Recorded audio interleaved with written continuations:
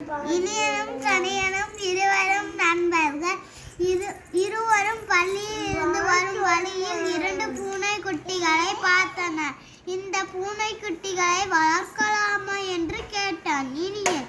சரி, வளர்க்கலாமே என்றான் கனியன். பூனைக்குட்டிகளை ஆளுக்கொன்றாக எடுத்துக்கொண்டனர். இனியன் பூனை கூண்டில் வைத்து பாசத்துடன்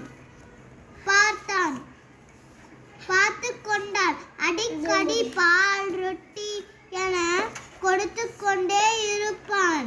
தூங்குவதற்கு பஞ்சு மெத்தை கொடுப்பான். உறங்க வைப்பான். பூனை தின்றுவிட்டு எப்போதும் உறங்கிக் கொண்டே இருக்கும். ஆனால் கனியனோ பூனையை கூண்டில் அடைக்காமல் வளர்த்து வந்தான். அது வெளியே சுற்றிவிட்டு வரும். அவ்வப்போது கிடைக்கும் உணவுகளை கொடுப்பான்.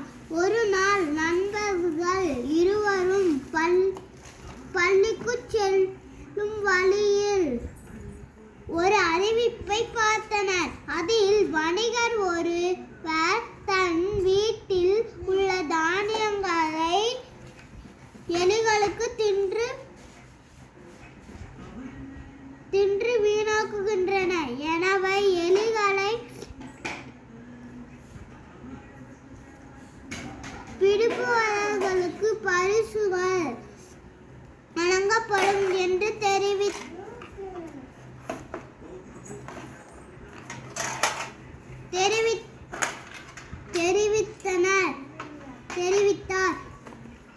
இவரும் வணிகர்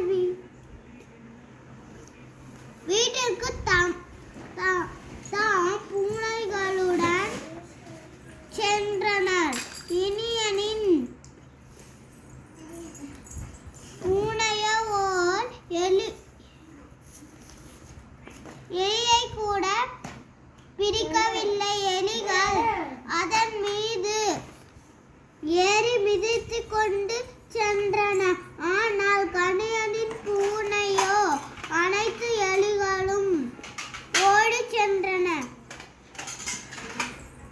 பிடித்தது. கனியனின் பூனைக்கு பரிசும் பாராட்டும் கிடைத்தது.